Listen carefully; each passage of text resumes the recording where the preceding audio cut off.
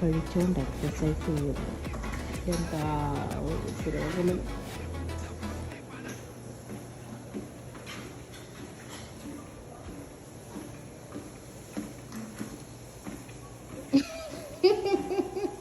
എന്നാ കഴിക്കുന്നത്?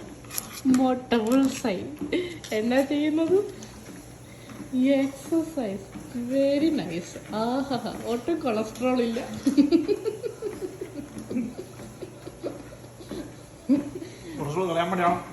നല്ല എക്സസൈസ്.